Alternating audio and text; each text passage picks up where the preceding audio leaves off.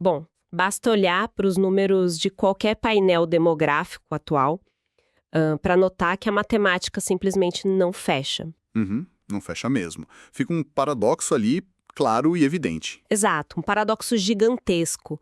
Porque, assim, hoje as mulheres formam a maioria absoluta da população brasileira, certo? Sim, a base da pirâmide é toda delas. E não é só a base demográfica, sabe? Elas são a esmagadora maioria do eleitorado, dominam as matrículas, as formaturas nas universidades e são uma força colossal no mercado de trabalho. Verdade. O meio da pirâmide também está completamente tomado por elas. Só que, tipo, quando a gente volta o olhar para o topo da pirâmide, Aí o cenário muda completamente. muda demais. Prefeituras, governos estaduais, os conselhos de administração daquelas grandes empresas. Sabe, essa proporção simplesmente evapora. Totalmente. É como se existisse um filtro invisível sugando essa representatividade no meio do caminho. Perfeito, é bem isso. E é exatamente essa falha na equação, né, essa evaporação do poder feminino rumo ao topo que fundamenta a nossa análise profunda de hoje. E o cenário que a gente tem sobre a mesa para este mergulho, datado de 14 de março de 2026, vem de um artigo, olha, extremamente provocativo. Nossa, muito. Aquele da Kátia Garcia Mesquita, certo? Esse mesmo, publicado no jornal O Democrata, lá da cidade de Piracicaba. E a grande questão que ela levanta não é só constatar que as mulheres são minoria no poder. Até porque isso a gente já é careca de saber. Exato, isso já é fato conhecido. O grande diferencial aqui é a lente que ela usa para investigar os motivos por trás disso. Zona de conforto. Ah, com certeza. É um terreno bem delicado. É, porque a autora questiona o seguinte: será que o patriarcado, as estruturas históricas e os homens são as únicas barreiras reais para o avanço feminino hoje? Uma pergunta pesada, né? Muito. Porque a provocação é: será que a forma como as mulheres foram ensinadas a enxergar umas às outras, sabe, não atua silenciosamente como um obstáculo tão colossal quanto o próprio machismo estrutural? E essa é uma tese que, assim, ela exige uma análise muito cirúrgica da nossa parte. Sem dúvida. Tem que ter cuidado. Porque propor uma investigação sobre comportamento feminino e rivalidade interna é caminhar por um terreno onde é muito fácil cair no erro de culpar a vítima, entende? Nossa, total. O famoso culpar quem já está sofrendo com o sistema. Isso. Então, antes da gente sequer encostar nessa dinâmica das relações entre mulheres, é fundamental firmar os pés na realidade histórica. Dá aquele passo para trás, né? Exato. Porque a desigualdade de poder não surgiu do nada. Não é um acidente de percurso ou algo geográfico. Ela foi construída, mantida e protegida sobre uma lógica patriarcal muito bem desenhada. Desenhada ao longo de séculos, né? E para quem está acompanhando a gente, visualizar o nível de distorção que essa herança histórica criou, eu gosto de fazer um exercício mental rápido. Ah, adoro essas analogias. Manda ver. Tipo, vamos pensar na estrutura de um clube de futebol. Imagina um clube gigante onde 80% dos sócios torcedores, aqueles que pagam as mensalidades em dia, são mulheres. Certo. A grande maioria sustenta o clube. Exato. E aí, a equipe inteira de limpeza, o pessoal da bilheteria, o departamento de marketing, quase toda a operação é gerida por mulheres. A base fazendo a engrenagem girar. Só que aí, quando chega a hora de entrar na sala da diretoria executiva... Aquela sala com mesa de mogno. Isso, aquela sala onde se decide, tipo, quem o time vai comprar, qual será o valor do ingresso, qual é o futuro do clube. Você abre a porta e... só tem homens sentados ali. É um contraste absurdo quando você coloca nesses termos. Fica insano, né? Como é que uma estrutura tão desequilibrada assim consegue se manter intacta no século XXI? Então, ela se mantém intacta porque, historicamente, o controle dessa sala da diretoria, para usar sua analogia, não dependeu só de regras burocráticas, sabe? Ah, teve muita coisa física no meio. Exato. Dependeu de mecanismos de controle físico e social extremamente eficientes. E aí a gente entra no ponto central de como os homens mantiveram esse monopólio. A questão da força, né? Sim, a diferença física.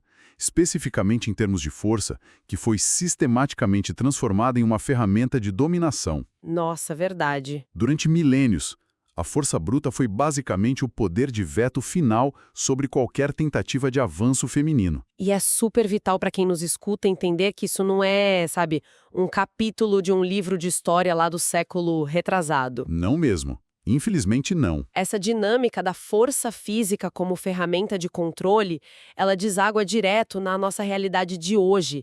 Tipo, o noticiário tá lotado, mas lotado mesmo, de crimes motivados por ciúme. Ciúme, posse, aquela coisa terrível. Exato, um sentimento de posse absurdo, ou aquela ideia completamente distorcida e medieval de honra. A violência sendo usada como a última fronteira, né? A manutenção pura de um status quo. Uhum, e é brutal. Sem dúvida. E analisar essa fundação violenta não é desviar do assunto principal do artigo, sabe? É o pré-requisito da nossa discussão de hoje. Para deixar bem claro que ninguém está ignorando isso. Exatamente. Ao validar que essa barreira externa é real, que ela é opressora e muitas vezes letal, a gente evita qualquer minimização do machismo. Até porque ninguém aqui, e nem a autora do artigo, está dizendo que o sistema patriarcal parou de operar, certo? De forma alguma. O que a gente está fazendo é iluminar uma camada adicional de complexidade. A pergunta é, se o cerco externo já é brutal desse jeito, o que acontece quando as engrenagens internas de quem está tentando furar esse cerco começam a travar umas nas outras? Nossa, e é aí que a gente entra de vez no olho do furacão desse mergulho. É o ponto de virada do artigo. Porque a partir do momento em que a gente entende o peso da história, a provocação da autora sobre a rivalidade, ela ganha um outro contorno, né? Ganha muita profundidade. O contraste entre como homens e mulheres são socializados para lidar com o sucesso alheio é chocante. É muito diferente. Vamos pensar na educação tradicional, por exemplo. Historicamente, os homens foram treinados desde muito cedo a formar grandes blocos de aliança. A famosa rede de contatos, o network natural. Isso. A mecânica dessa socialização masculina é fascinante de se observar na prática.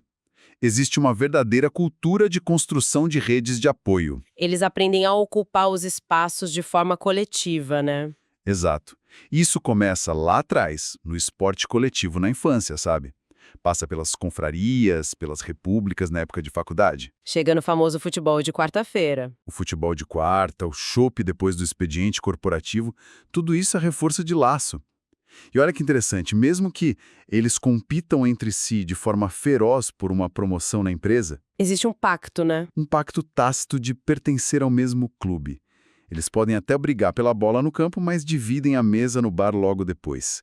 E é nessa mesa de bar que as indicações para os altos cargos acontecem. Enquanto isso, a experiência feminina costuma ser formatada por uma lógica completamente oposta, sabe? Uma lógica de isolamento, muitas vezes. Sim, as mulheres, de maneira geral, foram bombardeadas por uma educação que é quase invisível, transmitida por revistas, por filmes clássicos ou até pela própria dinâmica familiar, né? Uhum.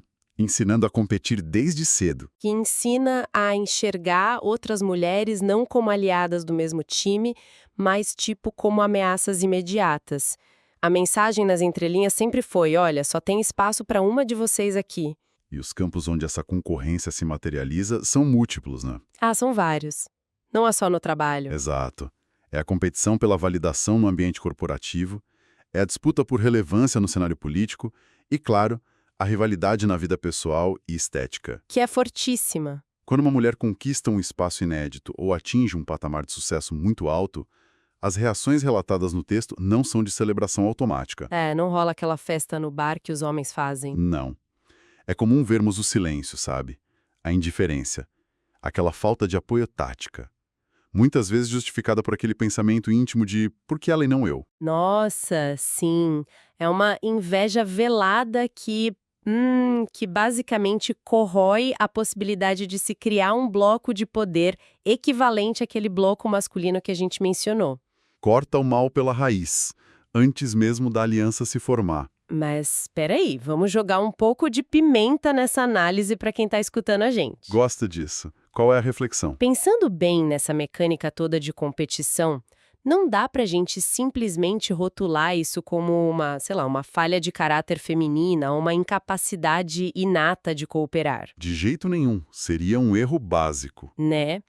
Será que essa noção de concorrência não é apenas um sintoma lógico do próprio sistema de exclusão que a gente discutiu lá no começo? Como uma consequência direta do patriarcado. Exato. É só usar a velha analogia da dança das cadeiras. Ah, esse é muito boa. Pensa bem, se os homens controlaram a música a vida inteira e deixaram tipo 10 mulheres circulando em volta de uma única cadeira disponível no centro do salão, Fica impossível não competir.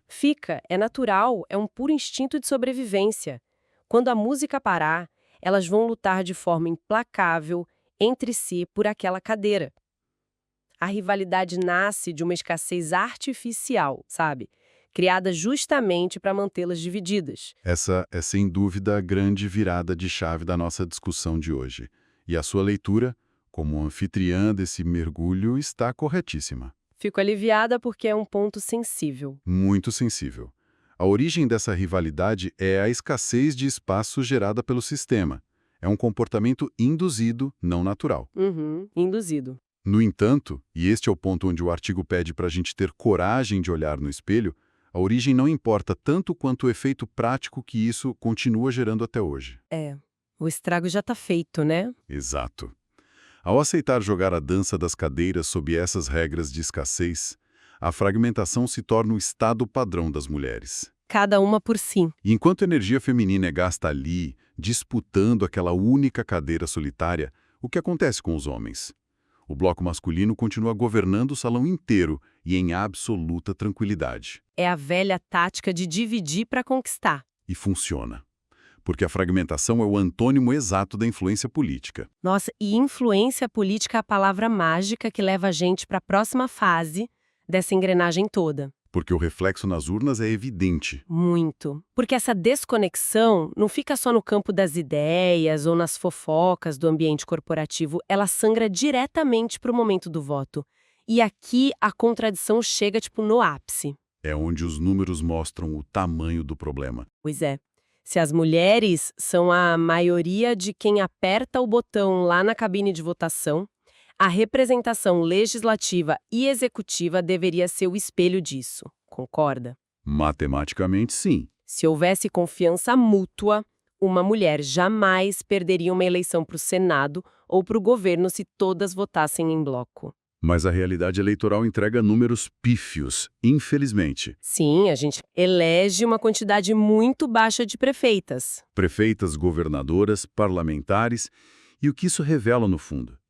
Revela uma desconfiança silenciosa, mas muito profunda na capacidade de liderança feminina. E o pior, alimentada pelas próprias mulheres. Exato. É como se, no subconsciente coletivo, a sociedade, e aí eu incluo o eleitorado feminino em peso, confiasse o leme de um Estado muito mais facilmente às mãos de um homem, Mesmo que ele seja, sei lá, 1000 vezes menos preparado que a candidata mulher. Mesmo sendo menos preparado.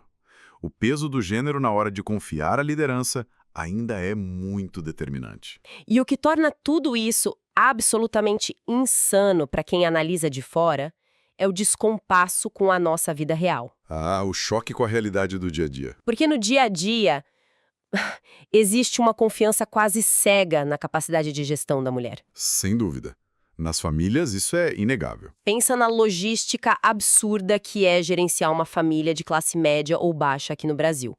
Sabe, a mulher equilibra um orçamento que muitas vezes já começa o mês no vermelho, Tem que fazer milagre com as contas. resolve conflito, planeja o futuro das crianças, lida com múltiplas jornadas simultaneamente.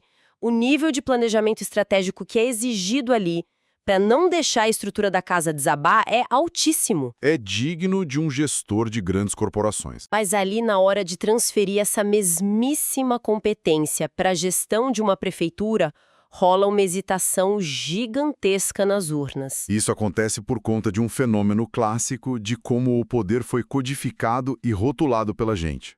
A sociedade adora romantizar a exaustão da mulher. Nossa, adora, a gente bate palma pro cansaço. Aplaudimos de pé a famosa jornada tripla, né? A gente celebra aquela mulher que trabalha o dia todo, cuida da casa, educa os filhos, faz malabarismo financeiro e ainda estuda de madrugada. E qual é a frase de efeito que costuma definir essa realidade que a autora até cita?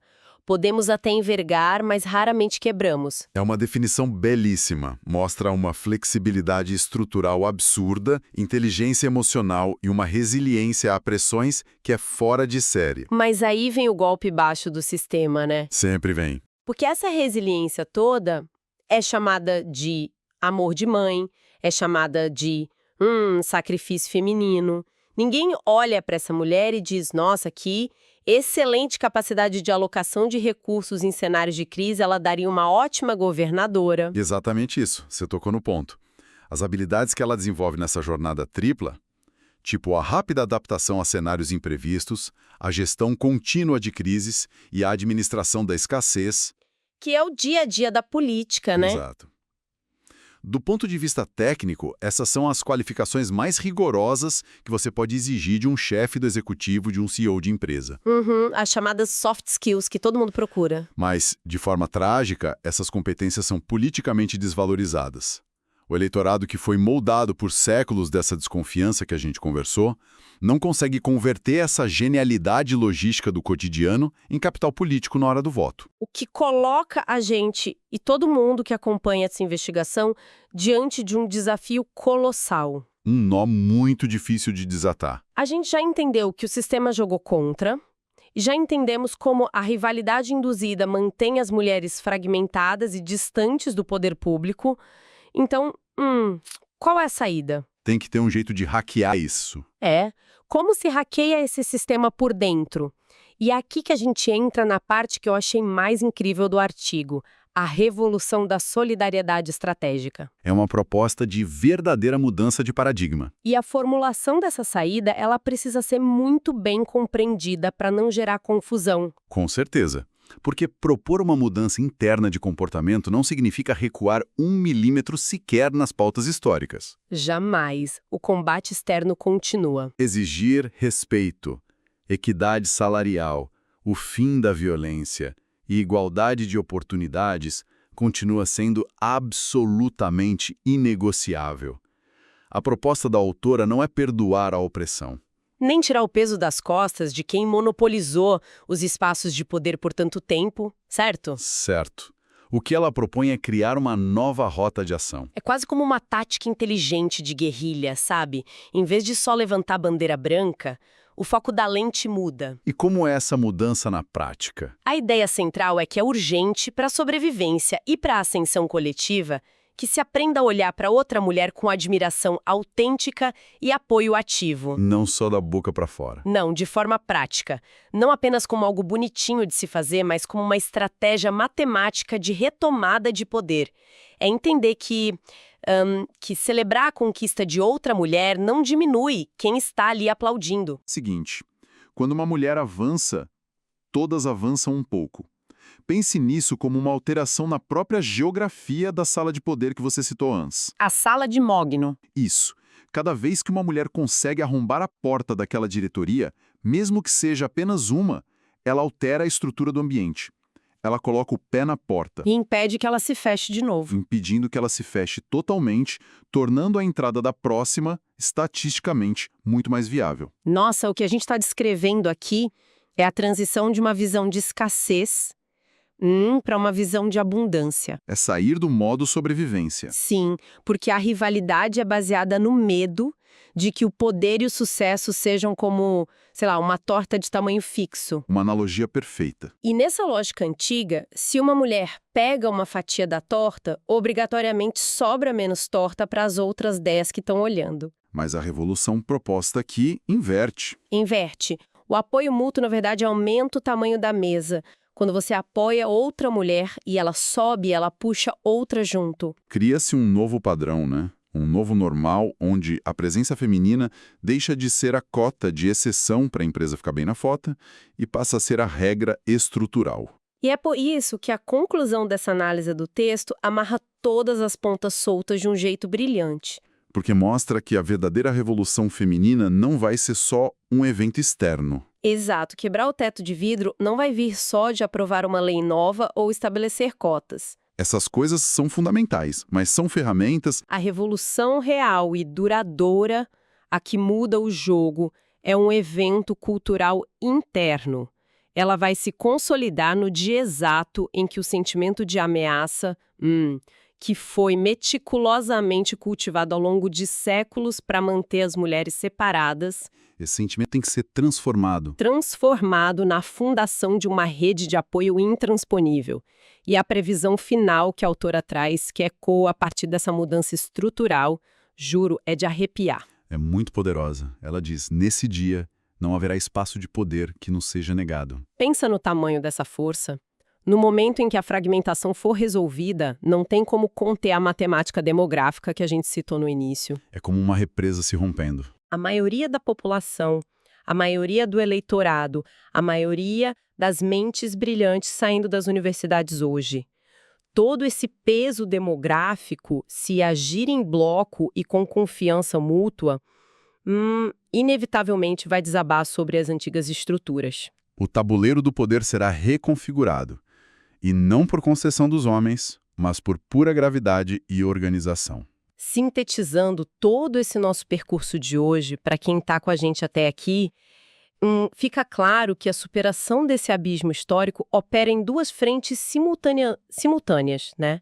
E elas não se anulam. Pelo contrário, elas precisam caminhar juntas. De um lado, a manutenção inabalável do combate à lógica patriarcal, à exclusão e a qualquer forma de violência física ou simbólica. E do outro, a urgência de um trabalho interno muito profundo.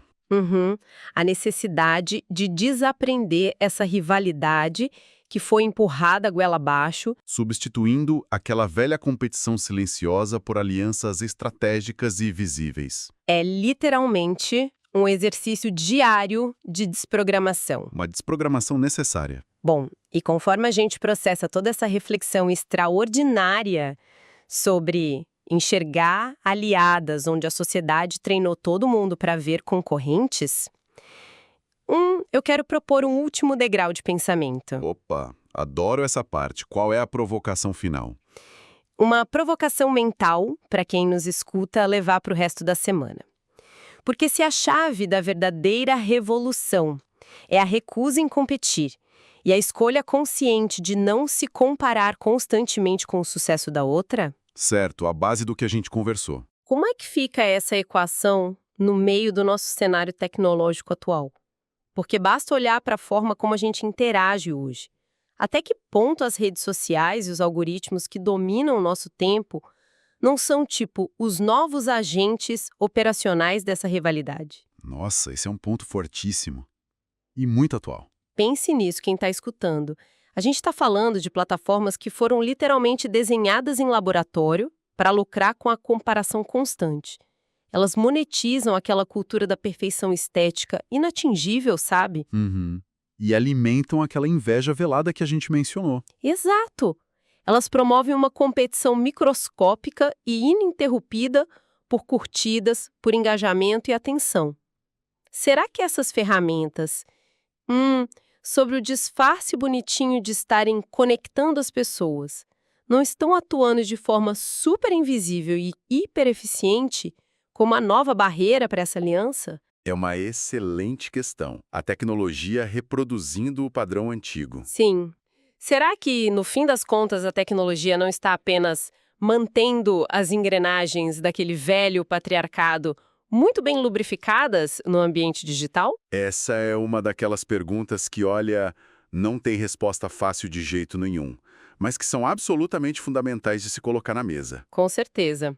Então a gente deixa essa reflexão profunda pairando no ar para quem nos acompanha, porque observar como dinâmicas que parecem tão invisíveis acabam moldando de forma tão dura o comportamento e o poder real é sempre um exercício que expande muito os nossos horizontes. Foi um privilégio enorme fazer parte dessa investigação hoje. O privilégio foi nosso de desconstruir essas estruturas de poder junto com você e com quem nos escutou até aqui.